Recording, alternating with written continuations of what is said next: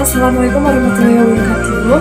Kembali lagi sama aku Hani. Kali ini aku mau bahas tentang iman kepada makhluk gaib. Nah, semua makhluk yang diciptakan oleh Allah Subhanahu wa Ta'ala dapat dibagi menjadi dua, yaitu yang gaib dan yang nyata. Yang membedakan keduanya adalah bisa tidaknya dijangkau oleh panca indera manusia. Yang dimaksud gaib dalam pembahasan ini adalah yang mutlak atau segala sesuatu yang tidak dapat dijangkau oleh siapapun dan kapanpun. Untuk mengetahui dan mengimani wujud makhluk gaib menempuh dua cara, yaitu melalui berita acara atau informasi yang diberikan oleh sumber tertentu. Nah, apa saja sih makhluk gaib yang diciptakan oleh Allah Subhanahu wa Ta'ala? Oke, langsung aja kita bahas. Yang pertama adalah malaikat. Kita wajib meyakini adanya malaikat seperti yang disebutkan dalam rukun iman yang kedua, yaitu iman kepada malaikat Allah Subhanahu wa Ta'ala. Siapa sih malaikat itu? Malaikat adalah makhluk gaib yang diciptakan Allah dari cahaya dengan wujud dan sifat-sifat tertentu. Malaikat itu diciptakan dari cahaya, jin diciptakan dari nyala api, dan Adam diciptakan dari apa yang telah diterangkan kepadamu semua. Hadis radhiyallahu anhu, muslim wujud tidak dapat dijangkau oleh panca indera kecuali menampilkan diri dalam rupa tertentu seperti manusia. Quran surah Maryam ayat 16-17.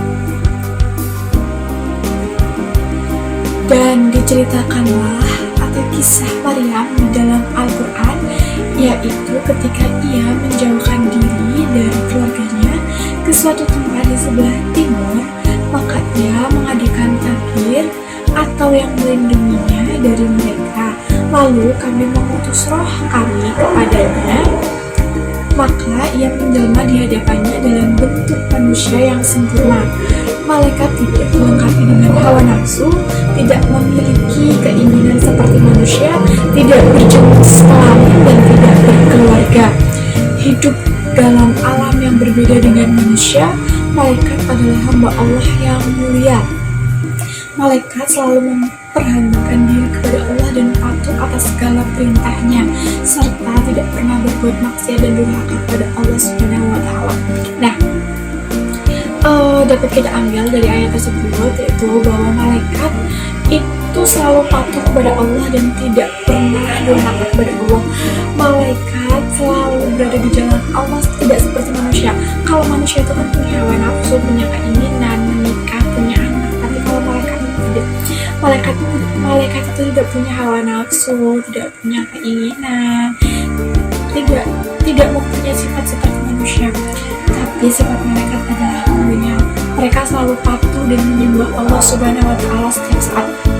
Nah, nama dan tugas malaikat sangat banyak, tidak bisa diperkirakan ya teman-teman. Ada perbedaan tingkat di antara mereka, baik dalam kejadian, tugas, pangkat, dan kedudukan. Sebagian dari malaikat diberi nama-nama mereka, dan sebagian mereka hanya dijelaskan tugas-tugasnya saja. Ada yang bertugas di alam ruh, bertasbih kepada Allah Subhanahu wa Ta'ala, memberi salam kepada ahli surga, dan menyiksa penghuni neraka. Ada yang bertugas di alam dunia, berhubungan dengan manusia seperti mencatat amal, mencabut nyawa, menurunkan hujan, menumbuhkan tanaman, dan masih banyak lagi.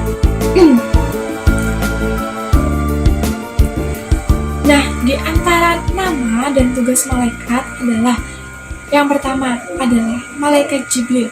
Malaikat Jibril bertugas menyampaikan wahyu kepada Nabi dan Rasul.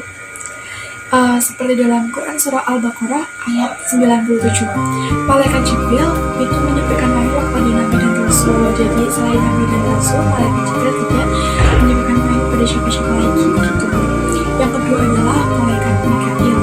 Malaikat Mikail bertugas mengatur hal-hal yang berhubungan dengan alam, seperti pada Quran surah Al-Baqarah ayat 98. Nah, yang ketiga adalah malaikat Israfil, bertugas meniup trompet di hari kiamat dan berbangkit. Jadi tugas malaikat Israfil adalah meniup trompet sangkakala ketika hari kiamat tiba. Jadi ketika hari kiamat tiba, malaikat Israfil itu akan meniup trompet sangkakala dan seluruh makhluk di bumi atau di alam semesta ini akan berhamburan atau mati, begitu ya. Nah, yang keempat adalah malaikat maut. Malaikat maut seperti namanya juga malaikat maut, dan tugasnya pasti mencabut nyawa makhluk hidup, gitu ya. Nah, yang kelima adalah malaikat raqib dan atid yang bertugas mencatat amal perbuatan manusia. Nah, tahukah kalian bahwa manusia ternyata lebih mulia daripada malaikat?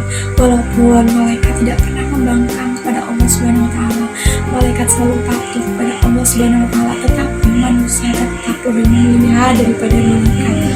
Nah, kenapa sih manusia itu lebih mulia daripada malaikat? Nah, bukti yang pertama adalah Allah Subhanahu wa Ta'ala memerintahkan kepada malaikat untuk sujud kepada Adam, seperti pada dalam Quran surah Al-Baqarah ayat 34. Nah, waktu Nabi Adam masih tinggal di surga, Allah memerintahkan syaitan dan malaikat untuk sujud kepada Nabi Adam. Tetapi yang mematuhi perintah Allah hanyalah malaikat, sedangkan syaitan itu membangkang perintah Allah.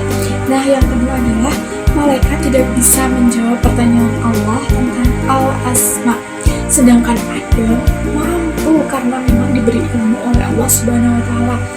Nah, bukti bahwa manusia lebih mulia daripada malaikat adalah manusia itu diberi ilmu oleh Allah Subhanahu wa Ta'ala, sedangkan malaikat tidak. Mereka hanya sangat patuh kepada Allah Subhanahu wa Ta'ala dan tidak mengalami seperti itu. Nah, yang ketiga adalah kepatuhan malaikat kepada Allah Subhanahu wa Ta'ala karena sudah tabiatnya, sebab malaikat tidak memiliki nafsu. Sedangkan kepatuhan manusia kepada Allah Subhanahu wa Ta'ala melalui perjuangan yang berat melawan hawa nafsu.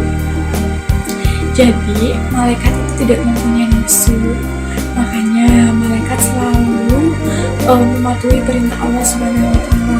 Sedangkan manusia ada yang patuh dan ada yang tidak karena mereka memiliki hawa nafsu, dan untuk mematuhi Allah mereka harus melawan hawa nafsu yang sangat besar dan sangat berat.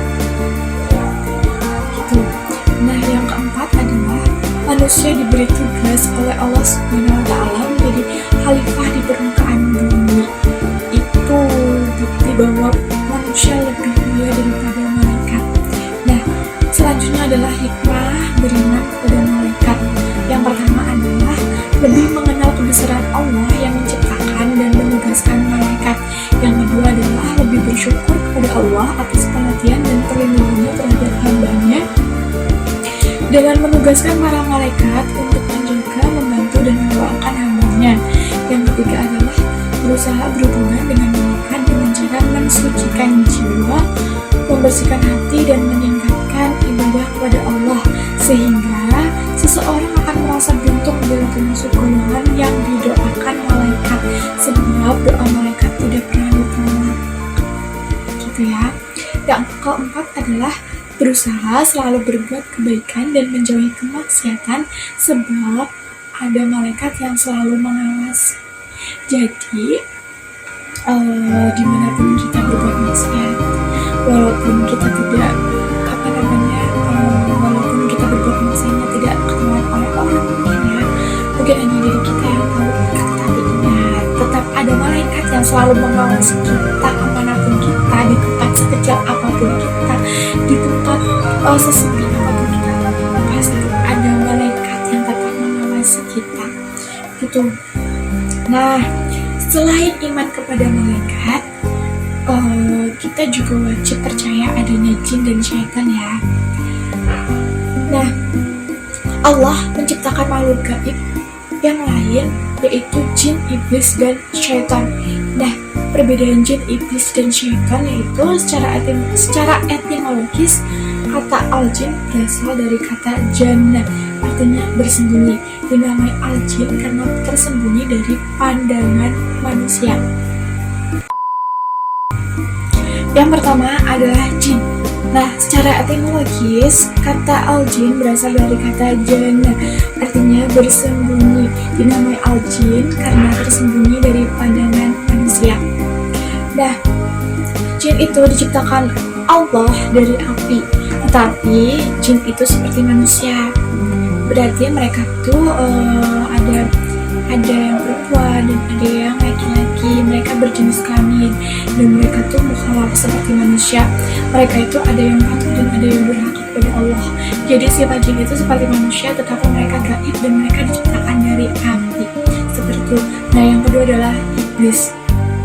Kata iblis berasal dari kata ablasa, artinya putus asa. Dinamai demikian karena iblis putus asa dari rahmat Allah dan kasih sayang. Kenapa sih iblis itu putus asa dari rahmat Allah? Karena balik lagi ke cerita yang tadi, ketika Nabi Adam masih tinggal di surga,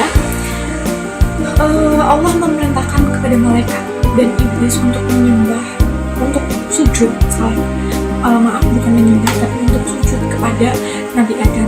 Tetapi iblis membangkang kepada Allah dan iblis tidak